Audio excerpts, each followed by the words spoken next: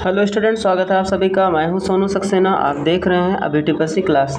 आज की इस क्लास में मैक्सिमम मैं आपको 20 क्वेश्चन और उसके आंसर के बारे में बताऊंगा, जो कि आपके टीपीएससी के आगामी एग्जाम के लिए बहुत ही इंपॉर्टेंट है। अगर आप टीपीएससी की तैयारी कर रहे हैं तो इन सारे क्लासेस को देख लीजिएगा। बाकी मैं सारे क्लास को प्लेलिस्ट में इंक्लूड कर दिया हूँ, वहाँ पे 1 बाय 1 करके जाके देख लीजिएगा। सारे मैराथन क्लास प्लेलिस्ट में है, बाकी प्रैक्टिकल क्लास भी है, माइक्रोसॉफ्ट ऑफिस अभी आपका चल रहा है। तो अगर आप नए रहा करिए तो सेशन को लाइक, सब्सक्राइब, शेयर जरूर कर दिया करिए अपने दोस्तों तक, जिससे उनको भी हेल्प मिल सके। तो चलिए आज स्टार्ट करते हैं इस क्लास को। आते हैं पहले क्वेश्चन पे। पहला क्वेश्चन आपको दिया है, विश्व का प्रथम सामान्य उद्देश्य इलेक्ट्रॉनिक डिजिटल कंप्यूटर है।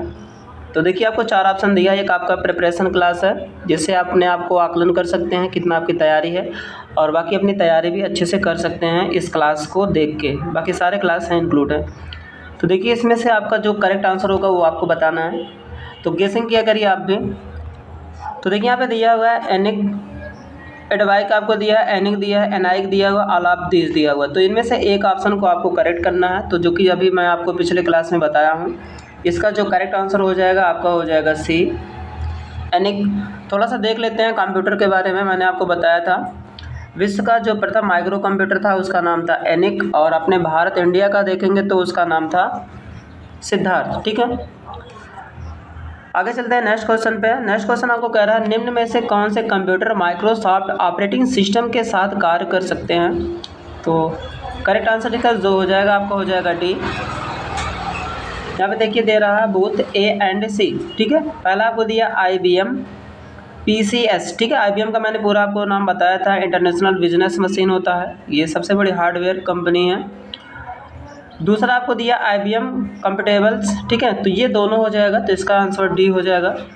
चलते हैं नेक्स्ट क्वेश्चन पे।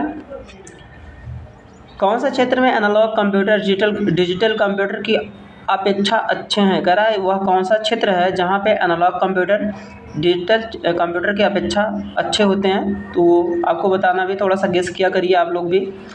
तो देखिए तीसरे का जो करेक्ट आंसर हो जाएगा वो आपका हो जाएगा बी, एक्यूरेसी। एक्यूरेसी का मतलब होता है शुद्धता। क्या होता है? शुद्धता होता है, यानी कि ये जो भी काम करता है सिक्योर करता है, शुद्ध करता है। ठीक है, ठीक है, आगे चलते हैं नेक्स्ट क्वेश्चन पे। नेक्स्ट क्वेश्चन कह रहा है, एनिक अपनी आंतरिक मेमोरी में कितने नंबर को सुरक्षित रख सकता है। अगर एनिक जो वर्ल्ड का पहला माइक्रो कंप्यूटर था, वो अपने मेमोरी में कितने नंबर को सुरक्षित सेफ रख सकता है, ये चीज़ पूछ रहा है। तो इसका जो करेक्ट आंसर हो जाएगा आपका हो जाएगा 20 हो जाएगा। इसका करेक्ट आंसर बी। ठीक है, थोड़ा सा देख लेते हैं कंप्यूटर मेमोरी। कंप्यूटर में मेमोरी 2 प्रकार की होती हैं, यहाँ पे देखते हैं। पहला आपका होता है इंटरनल मेमोरी, दूसरा होता है एक्सटर्नल मेमोरी। इंटरनल मेमोरी में रैम और रोम होता है, और एक्सटर्नल मेमोरी में आपका hard disk, CD, DVD, floppy disk, hard disk, ये सब पाए जाते हैं। इंटरनल मेमोरी में रैम का जो पूरा नाम होता है रैंडम एक्सेस मेमोरी, और रोम का होता है रीड ओनली मेमोरी। तो रोम जो होता है अस्थाई होता है, और रैम जो है वो अस्थाई होता है। ठीक है, बाकी सेकेंडरी मेमोरी भी अस्थाई मेमोरी होती है।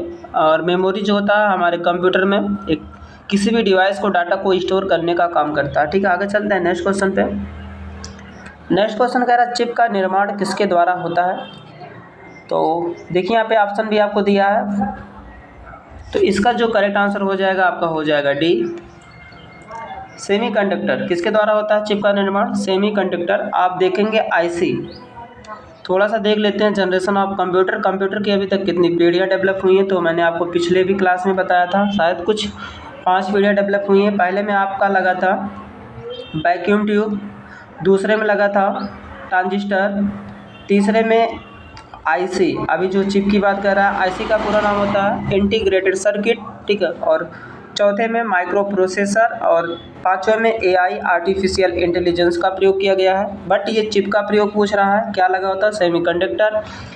तो IC के जो फाउंडर हैं JS किल्बी हैं। ठीक है, आगे चलते हैं नेक्स्ट क्वेश्चन पे। तो इसका जो करेक्ट आंसर डी हो जाएगा।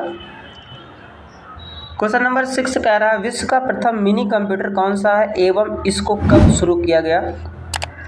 तो इसको शुरू किया गया था, ये आपको बताना है कब शुरू किया गया था। तो यह इसका करेक्ट आंसर हो जाएगा फर्स्ट ए PDP फर्स्ट 1916। ठीक है, 1960 में। ठीक है, तो देखिए, अगर आपसे पूछेगा साइज़ के आधार पे कंप्यूटर कितने प्रकार के होते हैं, मैं थोड़ा सा आपको एक्सप्लेन कर दे रहा हूँ। साइज़ के आधार पे कंप्यूटर 4 प्रकार के होते हैं। पहला होता है माइक्रो कंप्यूटर, दूसरा आपका मिनी कंप्यूटर, तीसरा आपका होता है मेन फ्रेम कंप्यूटर, चौथा आपका होता है सुपर कंप्यूटर। ठीक है, वर्तमान में सुपर कंप्यूटर पूरे वर्ल्ड में सबसे बड़ा कंप्यूटर होता है और सबसे छोटा कंप्यूटर माइक्रो कंप्यूटर होता है। ठीक है, आशा करता हूँ समझ में आ गया होगा। नेक्स्ट क्वेश्चन कह रहा है विश्लेषणात्मक इंजन की कल्पना बैबेज ने किस साल में की थी? तो चार्ल्स बैबेज ने, जो आपका एक विश्लेषणात्मक इंजन होता है, इसको कब उन्होंने इसकी कल्पना कब किया था? तो इसकी जो कल्पना किया था उन्होंने किया था 1837 में। इसका जो करेक्ट आंसर आपको दिख रहा होगा बी में। ठीक है, चलिए चलते हैं नेक्स्ट क्वेश्चन, क्वेश्चन नंबर 8 पे। आज 20 ही क्वेश्चन है मैक्सिमम। माइक्रो प्रोसेसर को माइक्रो कंप्यूटर से अलग करने की सुविधा है। तो इसमें से आप चारों ऑप्शन को खुद से पढ़ लिया करिए। तो इसका जो करेक्ट आंसर हो जाएगा वो आपका हो जाएगा D, exactly the same as machine cycle time. ठीक है, तो इसका डी हो जाएगा। क्वेश्चन नंबर 9 कह रहा है कि किस वस्तु रिमूवेबल स्टोरेज मीडिया कहलाती है? वह कौन सी वस्तु है जो रिमूवेबल स्टोरेज मीडिया कहलाती है? तो वो कहलाती है आपका ऑल ऑफ द एबव, सभी होता है। Removable hard disk cartridge, fixable disk cartridge, उसके बाद आपको दे रहा है magneto optical disk, all of these ये सभी होते हैं। तो इसका करेक्ट आंसर हो जाएगा डी। ठीक है, आगे चलते हैं क्वेश्चन नंबर 10 पे। निम्न में से कौन सा कंप्यूटर का वर्गीकरण नहीं है? अभी आपको समझ में आ गया होगा, भी मैंने आपको वर्गीकरण किया था साइज के आधार पे कंप्यूटर को। तो इसमें से कह रहा है एक नहीं है। 10 का आपको बताना है। पहला आपको दिया मेन फ्रेम, उसके बाद आपको दिया है मैक्स फ्रेम मिनी नोटबुक। तो देखिए, जो आपका मैक्स फ्रेम होता है ये नहीं होता है। इसका करेक्ट आंसर हो जाएगा आपका बी, जो कि micro mini main frame super होते हैं। ये 4 होते हैं साइज के आधार पे, और यूज के आधार पे 3 होते हैं, एनालॉग, डिजिटल और हाइब्रिड कंप्यूटर होते हैं। बट इसमें से मैक्स फ्रेम नहीं होगा। क्वेश्चन नंबर 11 कह रहा है कंप्यूटर सिस्टम क्या नहीं करता है? यानी कि जो आपका कंप्यूटर है वो क्या नहीं करता है, ये आपको बताना है। तो देखिए, यहाँ पे ऑप्शन दिया हुआ प्रोसेसिंग, इनपुटिंग, कंट्रोलिंग, अंडरस्टैंडिंग। ठीक है, तो प्रोसेसिंग भी करता है और इनपुटिंग भी आपको कंप्यूटर करता है, जो कि कंट्रोलिंग आपका भी ये भी काम करता है। बट अंडरस्टैंडिंग, कंप्यूटर किसी चीज़ को अंडरस्टैंडिंग नहीं कर सकता। ठीक है, तो इसका जो करेक्ट आंसर हो जाएगा आपका डी हो जाएगा। चलिए चलते हैं क्वेश्चन नंबर 12 पे। कह रहा कंप्यूटर भाषा के अंतर्गत निर्देश बने होते हैं। तो चारों ऑप्शन को आप थोड़ा सा गेस करके देख लिया करिए। तो इसका जो टाइल का करेक्ट आंसर हो जाएगा वो आपका हो जाएगा सी। कौन सा हो जाएगा? सी, बोथ ऑफ एबव ना, ये सभी हो जाएंगे। इसका करेक्ट आंसर आपका सी हो जाएगा 12 का। चलते हैं नेक्स्ट क्वेश्चन पे। क्वेश्चन नंबर 13 कह रहा है BCD क्या है? तो बहुत ही इंपॉर्टेंट क्वेश्चन है सभी आपके टीपीएससी एग्जाम के लिए। टीपीएससी के साथ साथ आप कंप्यूटर की अन्य तैयारी भी करें तो उसके लिए भी ये क्लासेस है। बाकी अन्य कंपटीशन लेवल में भी, लेवल में जब आप एग्जाम देते हैं किसी भी कंपटीशन लेवल का, तो उसमें से भी सारे कंप्यूटर के कुछ ढेर सारे क्वेश्चन पूछे जाते हैं। मान के लिए एनी एग्जाम होगा तो 8, 10, 15 नंबर जरूर पूछे जाते हैं, तो उसके लिए भी आप देख सकते हैं। बाकी कंप्यूटर की अगर आप तैयारी करें तो क्लास को बिल्कुल देख लिया करिए। तो देखिए 13 का जो करेक्ट आंसर हो जाएगा वो आपका हो जाएगा ए। क्या हो जाएगा? फर्स्ट ही हो जाएगा। बाइनरी कोडेड डेसिमल BCD का पूरा नाम होता है। एक आपका पूछता है CC का पूरा नाम क्या होता है? CC, एक BCC अलग से एक इंटरनेट से पूछता है। CC का पूरा नाम होता है कार्बन कॉपी, BCC का मतलब होता है ब्लाइंड कार्बन कॉपी। ये आपके इंटरनेट से संबंधित है। एक बहुत ही इंपॉर्टेंट क्वेश्चन कई बार पूछ रहा है कि किसी को अगर मेल करना है, मैसेज करना है, तो ईमेल बनाने के लिए किस ऑप्शन का प्रयोग करते हैं? तो ध्यान दीजिएगा, ईमेल को बनाने के लिए कंपोज किसका प्रयोग करते हैं? कंपोज ऑप्शन का प्रयोग करते हैं। तब जाके आप मैसेज को, मेल को बना सकते हैं, ईमेल भेज सकते हैं बनाने के बाद। तो कंपोज ऑप्शन को फॉलो करके। ठीक है, नेक्स्ट क्वेश्चन पे चलते हैं। क्वेश्चन नंबर 14 कह रहा है कंप्यूटर किससे मिलकर बना है?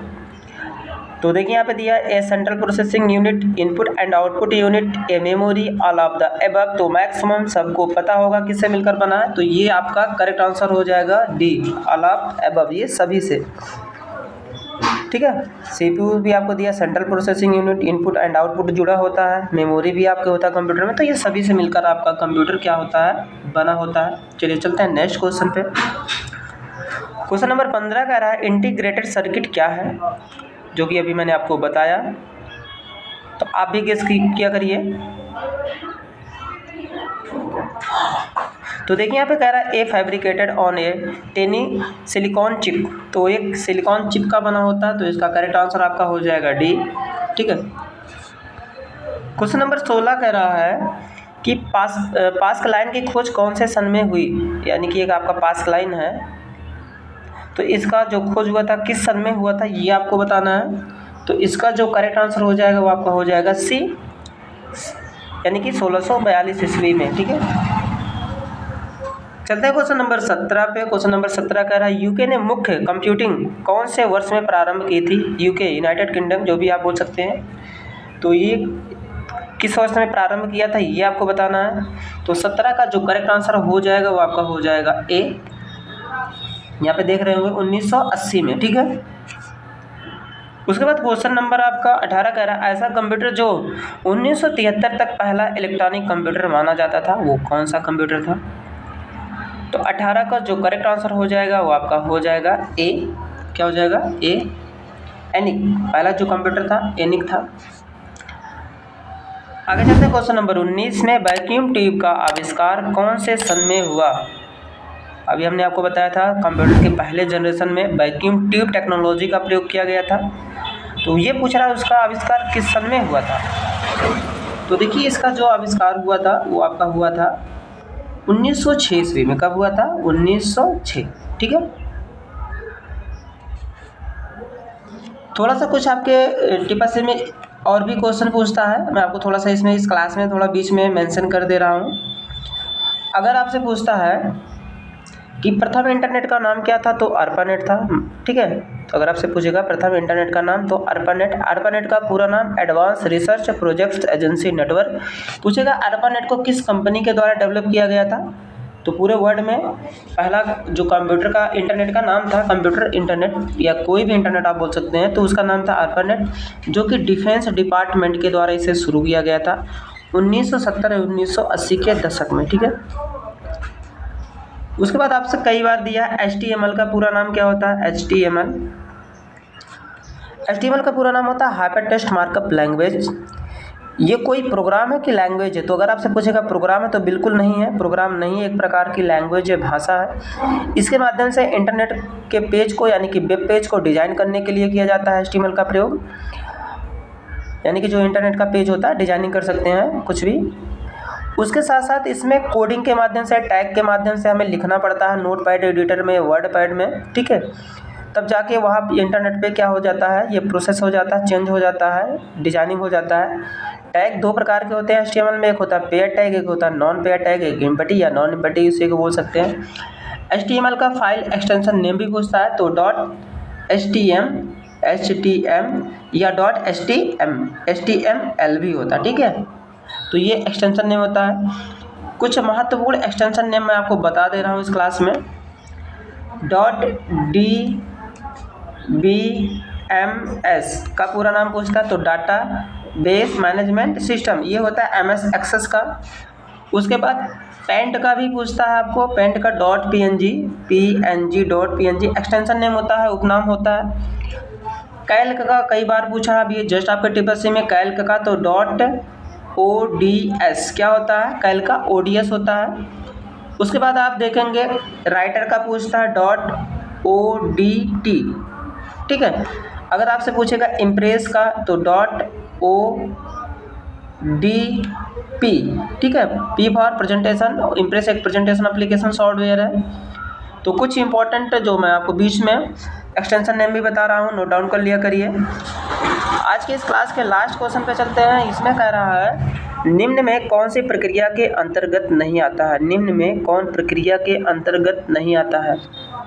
तो प्रक्रिया का मतलब प्रोसेसिंग। तो देखिए अगर इंसान कोई काम करता है तो उसे क्रिया बोलते हैं, वर्ब। अगर कोई कंप्यूटर डिवाइस कोई काम करता है तो उसे क्या बोलते हैं, प्रक्रिया। ठीक है। हम लोग जो काम करते हैं क्रिया, कंप्यूटर जो काम करता है वो प्रक्रिया। ठीक है। तो 20 का जो करेक्ट आंसर हो जाएगा वो आपका हो जाएगा डी, गैटरिंग। ठीक है, तो आज इस क्लास में मैक्सिमम मैं आपको 20 क्वेश्चन और उसके आंसर के बारे में डिस्कस किया। क्लास अच्छा लगा हो तो ज़्यादा से ज़्यादा शेयर करिएगा। अगर आप क्लास में नए रहा करिए तो सब्सक्राइब लाइक ज़रूर कर लिया करिएगा, और लास्ट में कमेंट करके हमें ज़रूर बताइएगा कि आपको ये क्लास कैसा लगा। तब तक के लिए जय हिंद, जय भारत। मिलते हैं नेक्स्ट क्लास में।